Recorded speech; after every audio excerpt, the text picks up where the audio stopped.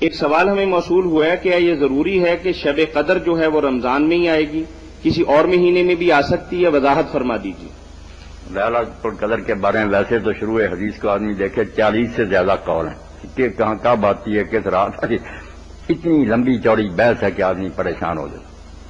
مگر امام ابو حنیفہ رحمۃ اللہ علیہ اور ان کے ساتھ حضرت ابن مسعود رضی اللہ عنہ کا کہنا یہ ہے کہ وہ سارے سال میں گھومتی ہے۔ اس سال جب قرآن نازل ہوا نا اتفاقاً اس وقت رمضان میں تھی، یہ کہیں نہیں آیا کہ وہ رمضان میں رہتی ہے، سارے رمضان میں گردش کرتی ہے، اس لیے وہ کہتے تھے میں یقم الحول یوسف لیلۃ القدر، جو سارا سال تہجد پڑھے گا لیلۃ القدر مل جائے گی۔ اور بہت سے اولیاء اللہ اور نیک لوگوں کا میں نے پڑھا، انہوں نے اپنا مشاہدہ بیان کیا کہ ہم نے دوسرے مہینوں میں دیکھی، وہ انوار تجلیات سارے ہمارے دیکھنے میں آئے، مگر زیادہ رمضان میں دیکھی۔ اب اگر رمضان میں بھی مانے تو اس کا کیا کہ شروع سے لے کر آخر تک کس رات میں ہے، یا آخری 10 دنوں میں، آخری 10 دنوں میں تو وہ ایک ہی رات ہے جو جمی رہتی ہے یا بدلتی رہتی ہے، کبھی کوئی کبھی کوئی، اس کے بارے میں لوگوں نے اپنے مشاہدے لکھے۔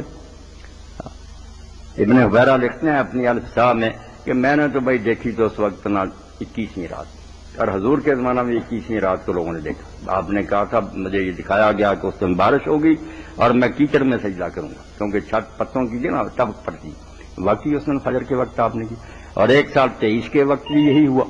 ہاں، اور کئی لوگوں کا وہ ابن حبیرہ لکھتے ہیں انہوں نے سکھا لوگوں نے ہم نے 27 میں دیکھی، بدلتی رہتی جگہ، کوئی اس کا متعین نہیں۔ کوشش کرنی چاہیے، آپ ڈھونڈیں گے نا، ملے نہ ملے آپ کو نیت کے مطابق اجر ملے گا۔ ہاں، نیت کو اللہ تعالیٰ دیکھے گا۔